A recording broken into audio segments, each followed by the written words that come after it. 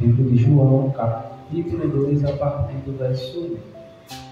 E ao terceiro dia fizeram-se umas bodas em Caná da Galiléia, e estava ali a mãe de Jesus. E foram também convidados Jesus e seus discípulos para as bodas, ou casamento.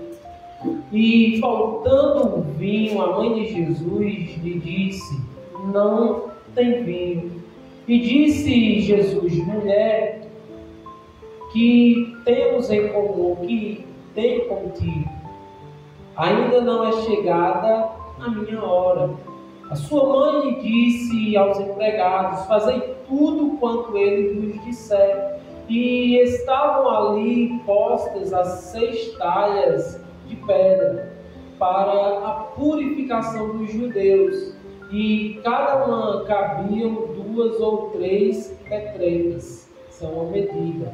Disse-lhe Jesus: enchei de água estas talhas, e encheram-nas até em cima. E disse-lhe: tirai agora e levai ao mestre-sala. E levaram. E logo o mestre-sala provou a água feita em vinho, não sabendo de onde viera, se bem que o sabiam os empregados que tinham tirado a água. Chamou o mestre-sala, o esposo, e disse: todo homem põe primeiro o vinho bom, e quando já tem bebido bem, então o inferior, mas tu guardastes até agora o bom vinho. Amém? Podem sentar.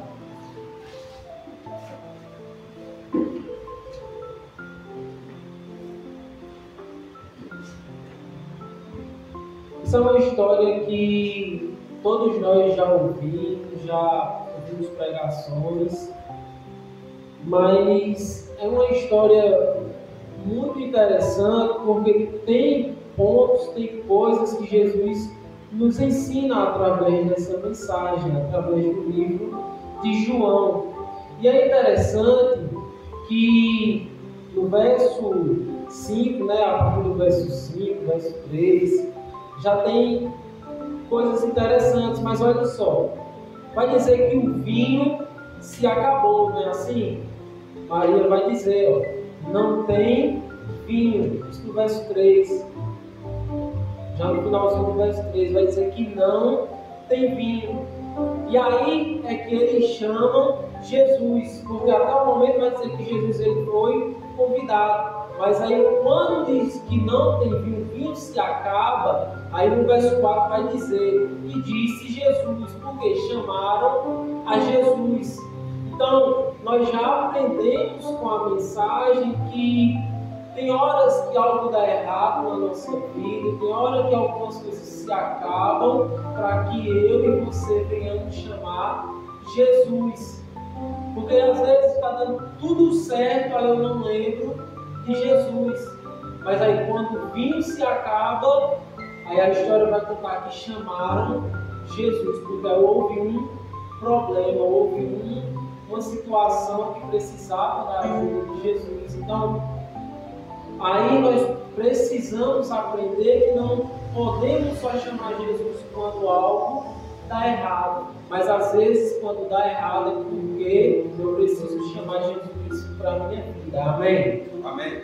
E aí é interessante essa história, não só por isso, mas olha que tem algo bem interessante no verso 2, que vai dizer que Jesus ele foi convidado.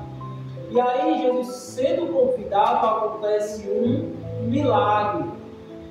Aí nós trazendo para a nossa vida, nós aprendemos algo interessante aí, que é o seguinte: quando eu convido alguém para minha casa, é só para almoçar, jantar, tomar um café e depois ir embora. Não é para morar, é só convidado, só para passar um tempo. Aí a história vai dizer que Jesus ele foi convidado. Então eu aprendo com essa história o seguinte: Se Jesus, ele sendo convidado pelo casal para fazer parte daquele casamento, Jesus opera um milagre, então imagina o que ele vai fazer na minha e na sua vida se fizer morada. Porque muitas das vezes, mesmo eu sendo crente, mesmo eu sendo vindo à igreja, os cultos que tem, que não tem todos os dias, mas os cultos que tem, eu já me acho santo, salvo. Mas muitas das vezes Jesus é apenas um convidado na minha vida. Ele só vem quando eu venho ao culto, eu lembro de Jesus. Quando eu vou para casa, eu não levo mais Jesus comigo. Mas Jesus, ele vai nos ensinar que ele tem que fazer morada na nossa vida e não apenas ser convidado. Amém? E, como eu falava, se ele sendo convidado, ele faz milagre, imagina se ele fizer morada na nossa vida. E aí é interessante essa história, porque se trata de um casamento. Só que quando a gente traz para a nossa vida, para a nossa realidade, porque toda essa Bíblia, ela é escrita em base na vida dos judeus, não é da vida do brasileiro. Aqui vai falar em retratar a vida do povo judeu. Só que é interessante porque casamento diz respeito a uma mudança de vida. São duas pessoas que estão teoricamente solteiras, livres, e aí se decidem se juntar e aí viver uma vida juntos. Só que isso nos ensina algo tremendo, porque se trata de uma nova vida, uma nova forma de comportamento, então Jesus está ensinando algo aí. Por quê? Quando está se tratando de um casamento e os noivos convidam a Jesus para fazer parte dessa nova vida deles, então eles estavam dizendo: ó, Jesus, estávamos vivendo de uma maneira como solteiro, mas agora, como casado, eu quero que você faça parte da minha vida. Agora, dessa nova forma, dessa nova vida que eu vou ter, eu quero que você faça parte. Então, nós temos que aprender com esse casal. Quando for viver novamente, ter uma nova oportunidade, como tem todos os dias, quando acordamos, temos que chamar Jesus para fazer parte da nossa vida, do nosso dia, da nossa semana. Eu vou para a escola, eu vou para o trabalho. Eu tenho que chamar Jesus para fazer parte comigo, a caminhar comigo nessa nova caminhada. E o casal, ele convida a Jesus para fazer parte da sua vida de casado. E é interessante porque os noivos que ali estavam ganharam um milagre. Porque convidaram a Jesus, aconteceu um problema, mas veja que eles não só chamaram Jesus quando o problema aconteceu. Eles já convidaram Jesus antes que o problema acontecesse. E eu e você temos que aprender com esse casal. Porque muitas das vezes a gente vê durante o nosso dia pessoas que não servem a Deus com a vida ok muitas das vezes. Mas aí quando surge um problema, a primeira coisa, ou a primeira pessoa que essa pessoa corre é para Jesus. Mas aí ela está correndo para Jesus agora, quando surgiu um problema. Eu não posso fazer isso, eu tenho que aprender com esse casal, a chamar, a convidar Jesus antes que o problema aconteça, quando tudo estiver bem. Aí eu convido Jesus, quando o problema acontecer, quando eu tiver uma dificuldade, quando eu tiver uma situação ruim, aí Jesus ele vem e resolve. Mas eu não posso deixar para convidar Jesus só quando tudo estiver já lá no fundo do mar. Eu tenho que convidar Jesus para entrar no meu barco agora, logo no início. Não é deixar para depois. E é interessante essa história pelo seguinte fato. lá no verso 5, desse mesmo livro, Maria vai dizer o seguinte: fazei tudo quanto ele vos disser. Ou seja, em outras palavras, ela estava dizendo, ó, ele pode resolver.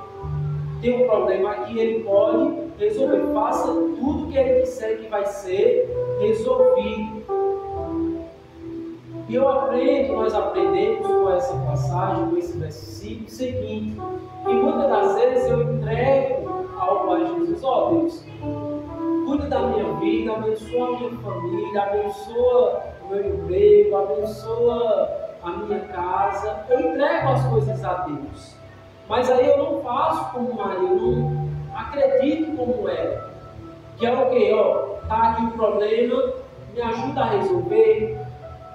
E aí eu entrego e deixo na mão dele. Mas aí o que é que eu faço? Deus, está aqui o problema. Aí eu entrego nas mãos de Deus e digo, Deus, peraí, eu acho que se eu pintar isso aqui de outra cor, eu acho que vai ser melhor. Ah Deus, ó, eu vou estar com problema, tá agora? Essa Bíblia está bem desgastada. Tem como consertar? Eu entrego na mão de Deus. Mas eu não acredito que Ele pode restaurar. Aí eu digo, não, tá meio amassado. Peraí, deixa eu desamassar aqui ela primeiro. Você está entendendo? Muitas das vezes eu entrego as coisas nas mãos de Deus, mas eu não confio plenamente como Maria confiou. Eu digo que confio, que eu entrego na mão de Deus, mas aí eu fico retirando. Eu digo, ó, abençoa a minha casa, abençoa meu emprego, abençoa tal coisa, mas aí eu fico, não, mas se eu fizer isso? Ah Deus, eu estou precisando de um emprego, eu entreguei nas mãos de Deus. Então eu não posso estar, oi Sabrina, a senhora não consegue um empregador para mim não? Ô irmã, tem como... Não tem como fazer tal coisa por mim não? Eu não pedi a Deus, eu não entreguei na mão de Deus, então eu tenho que confiar. Que é isso que Maria nos ensina através do verso 5. Ela diz, fazer tudo quanto Ele vos disser. Eu não vou dizer mais nada, eu não vou fazer mais nada não, Maria estava dizendo. Vocês vão fazer o que Ele disser. O que Ele disser está dito, está feito. Então, eu preciso confiar mais em Deus. Eu preciso acreditar. Se eu entregar algo na mão de Deus, eu tenho que confiar. Amém? Amém. E aí, a história nos ensina que não devemos questionar. Que é isso que eu estava falando. Muitas vezes nós questionamos as coisas, mas devemos aprender a confiar em Deus. E Maria, ela faz algo que nos chama a atenção, passa até muitas das vezes desapercebido, mas é algo que precisamos aprender. Que é o seguinte: quando o problema surge, o casamento era de duas pessoas, um homem e uma mulher. Jesus estava ali como convidado. Se está tendo um casamento, como estava tendo há alguns dias da irmã Carla e o irmão dele. E aí acontece de faltar lá o salgado, acontece de faltar o bolo. Para quem uma pessoa que está responsável tem que correr? É para o pastor? É para Deus? E aí eu aprendo algo aqui, que por que Maria não corre para a mãe do noivo, para o pai do noivo, não corre para os noivos dizer que acabou o filho? Ela corre especificamente para Jesus, que Jesus é um convidado. Então veja que é algo simples, mas que é interessante a gente saber o porquê. Aí sabe por quê que ela corre para Jesus? Porque ela sabia que Jesus podia resolver. Então, eu e você temos que aprender essa pequena coisa que parece ser simples, mas correr para que pode resolver o meu problema e o seu problema. Se eu tenho uma situação que eu não consigo resolver, Maria ela não podia, porque naquela época não era fácil chegar, como eu falava há algumas mensagens atrás, de ter uma mercearia, de ter um mercadinho, dizer, eu vou comprar livro. Hoje em dia é assim, mas antigamente ficava distante às coisas. E os vinhos eles eram preparados anos antes. Então, se acabou o vinho, não tinha como comprar. E aí era o problema que não tinha como Maria resolver, os noivos resolver. E aí ela corre para quem? Para Jesus, que podia resolver. Então, que eu e você venhamos aprender, quando tiver um problema, quando tiver uma situação que eu não consigo resolver, eu estou achando difícil, é independente do que seja. Se eu estudo e tenho uma prova, eu não estou conseguindo aprender, ô Jesus, me ajuda aqui, me ajuda a entender isso aqui, Jesus, ele vai nos ajudar. Mas eu preciso correr aos pés de Jesus. Porque se eu correr para os pés, muitas das vezes, do pastor, da minha mãe, do meu pai, da minha esposa, muitas das vezes, nenhum dessas pessoas podem me ajudar. Mas se eu correr para Jesus, disso eu tenho certeza. Jesus ele vai ter uma solução. Aleluia. Amém? E aí a história é interessante porque lá no verso 7 vai dizer algo interessante. E disse Jesus: enchei de água as talhas. Veja que Jesus ele poderia, as talhas estavam vazias. Por quê? Essas talhas eram uns jarros grandes, para vocês entenderem. E era para purificação, ou seja, antes deles estarem vazios, estavam vazios, porque Jesus manda encher. Então, eles eram cheios de águas antes. Por quê? Os judeus pegavam aquela água e se limpavam. Era a purificação dos judeus. Mas aí acontece algo interessante no verso 7, que é o quê? Jesus manda encher. Aí eu pergunto para você, Jesus ele não poderia muito bem dizer, ó, pega ali aquelas talhas e leva para o mestre-sala, porque ali já tem vinho. Não podia? Jesus ele tem poder ou não de pegar algo que está vazio? Jesus tem poder de pegar um copo que está vazio e encher de água, de vinho? Mas por que ele manda os servos ir lá encher de água? Porque tem coisas que Jesus ele faz, mas tem coisas que é eu e você que temos que fazer. É por isso que Jesus vai dizer no verso 7, ó, eu vou fazer o milagre. Isso é o que Jesus está dizendo. No verso 7, se você acompanhar, encher de água as talhas. Jesus está dizendo isso, ó. Jesus disse encher de água.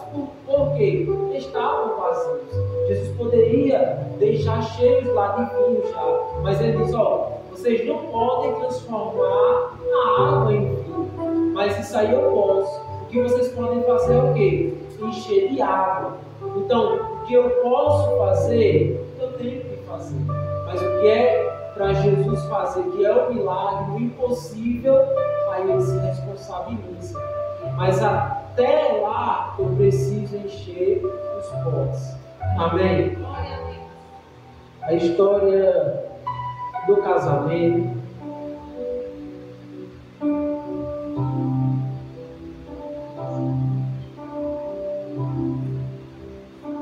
é interessante, não só por isso. Tem bastante pontos interessantes nessa história, mas tem um que chama a atenção, que diz o seguinte, ó, no verso 9: e logo o mestre-sala provou da água que foi feita em vinho, mas ele não sabia que estava transformada a água em vinho. Mas os empregados sabiam, porque os empregados foram as pessoas que encheram de água. Aí é interessante isso porque eu e você, muitas das vezes, vamos chegar em determinados lugares e as pessoas vão se surpreender como o mestre-sala. Ele ficou surpreso com o milagre que tinha acontecido do vinho, mas ele não sabia que era um milagre, ele sabia que o vinho era bom, de qualidade. E aí eu trazendo para a nossa vida é o quê? Muitas das vezes as pessoas vão viver, pessoas que já te conheciam, pessoas que viam você antes de servir a Deus verdadeiramente. E aí, por ver você hoje, que é o vinho transformado, E aí vai dizer, oxê, que vinho bom, essa pessoa está tão diferente, mas aí não sabe que o milagre foi operado. E aí é isso que nós aprendemos. Porque o mestre Sala ficou surpreso. E as pessoas vão ficar surpresas quando te vê, quando vê a pessoa que você se tornou, o servo de Deus que você se tornou, mas não sabe que Deus operou um milagre na sua vida. Amém?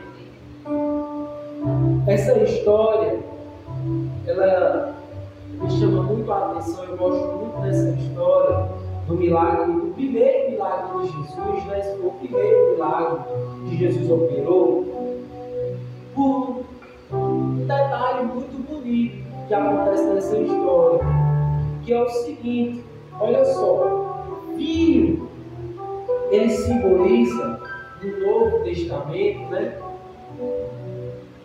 No Novo Testamento, o sangue de Jesus. Quando você abre o Novo Testamento, os livros do Novo Testamento, lá na Santa Ceia, que a gente ceia, é o que? O vinho simboliza o sangue, não é assim? O sangue de Jesus, não é assim? E aí, quando a gente vai para o casamento simboliza o quê? A noiva de Cristo. É o casamento de Cristo com a sua noiva, com a igreja, não é isso?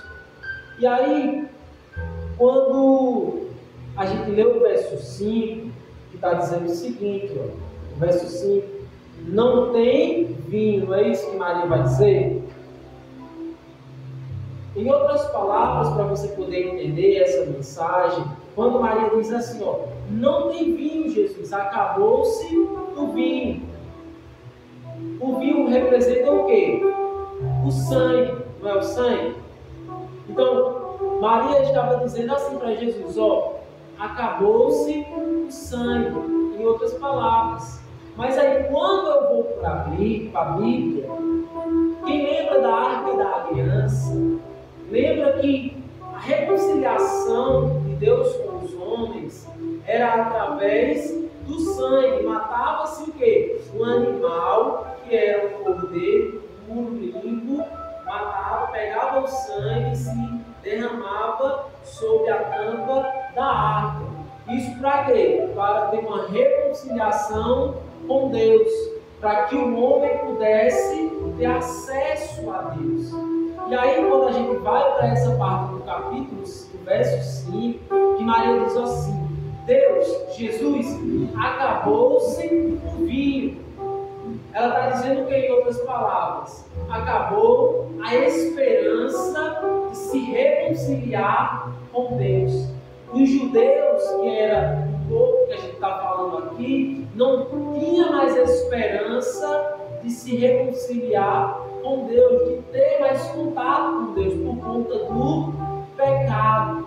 E aí, quando você abre a sua Bíblia, no livro de Romanos, capítulo 3, verso 3,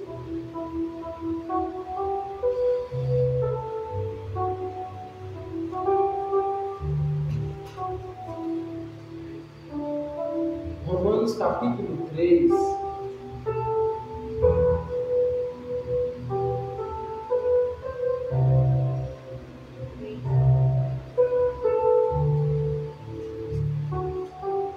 Romanos capítulo 3, verso 23, vai dizer o seguinte,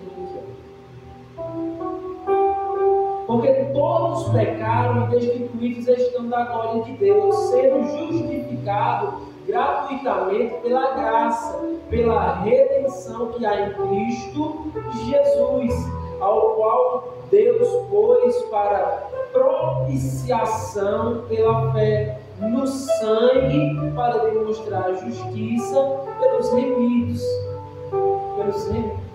pela remissão dos pecados, diante cometido paciência de Deus. Ou seja, o homem ele só se reconcilia com Deus através do sangue. Então é por isso que quando a gente junta os versículos, Maria estava dizendo, acabou a esperança do homem se reconciliar com Deus. Acabou o vinho, acabou o sangue. Só que é interessante esse livro de João, capítulo 2. Por quê?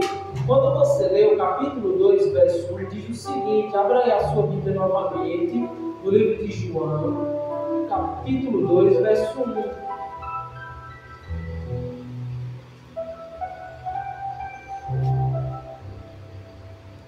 Como é que começa o versículo? Como? E ao terceiro dia. Só isso que eu preciso. Por quê? Quando Maria mais uma vez repetiu, disse que acabou o vinho, acabou a esperança de reconciliação de Deus com o homem, Maria estava se referindo ao pecado do homem, que separava o homem de Deus. Mas aí o casamento ele acontece ao terceiro dia. Aí quando a gente volta lá para a história de Jesus, ou vai lá para a história de Jesus, Jesus quando morre, ele ressuscita em que dia? No terceiro. Ao terceiro dia. Olha só que coincidência, o casamento acontece ao terceiro dia e Jesus ele revive, ele ressuscita ao terceiro dia. Ou seja, veja só o que a palavra de Deus está nos ensinando. Quando Jesus ele morre e ele ressuscita, então a reconciliação ela foi feita. Por quê? Assim como no Antigo Testamento era através do sangue, através da morte do Cordeiro, Jesus também ao terceiro dia foi reconciliado com nós fomos reconciliados com Deus, através de quê? Do sangue de Jesus. E aí acontece o casamento. Que casamento é esse? O mesmo casamento que vai acontecer com a igreja de Cristo, que é eu e é você, com Jesus. Então veja que as histórias elas estão ligadas, mas bastamos eu e você entendermos a mensagem de Jesus. E aí, para que eu possa finalizar, Jesus ele vai nos ensinar que no livro de João vai dizer que as talhas que eram usadas eram para purificação. Ou seja, era a forma que os judeus tinham para ter contato com Jesus. Mas aí se simbolizava, né, a aliança. Era justamente essas talhas, essa purificação dos judeus. Só que quando você abre a sua Bíblia no livro de Lucas,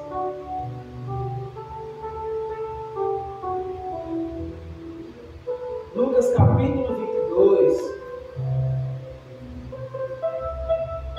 é só voltar nos livros, nas páginas que você vai ver isso. Lucas capítulo 22, verso 20, vai dizer algo interessante. Semelhantemente, tomou o cálice e depois da ceia, dizendo: este cálice é o novo testamento do meu sangue, que é derramado por vós. Ou seja, veja só que as talhas que eles usavam era para purificação e simbolizava a antiga aliança, o Antigo Testamento. Mas aí quando a gente vai para o livro de Lucas, Jesus vai dizer o seguinte: o vinho agora, o sangue agora, que representa o que? Simboliza o Novo Testamento. Então Jesus estava trocando a água que representava a purificação dos judeus. Eles se purificavam através de quê? Da água que estava nas talhas. E aí Jesus troca essa água pelo sangue. E é justamente o que acontece. Jesus dizendo através desse verso 22 de Lucas, capítulo 22, verso 20: eu troquei a água pelo sangue, transformei a água em vinho. Então Jesus ele transforma a nossa vida, mas basta eu e você deixar Jesus transformar. Porque muitas das vezes a gente é duro, a gente se faz difícil, é difícil muitas das vezes. Não deixa Jesus mudar o nosso coração, como foi falado. Mas Jesus, ele pega algo que não tem sabor, que é a água. Ele pega a água suja. Para purificação é a água suja. Para eu e você entender, é a água que a gente toma banho, lava as mãos, é uma água suja. Essa era a água que os judeus se purificavam. Mas aí Jesus pega essa água que ninguém dava nada, era para purificação, era para ser jogada fora, e aí Jesus transforma no melhor vinho. Então Jesus pega a minha vida, a sua vida, que muitas das vezes eu sou uma pessoa mentirosa, enganadora, uma pessoa que mente, uma pessoa que só quer para si, e aí Jesus transforma em uma pessoa que abençoa. Um servo que abençoa, um servo que ama, uma serva que ama, uma serva fiel. Então, Jesus, ele é especialista em transformar a água em vinho, mas nós precisamos deixar.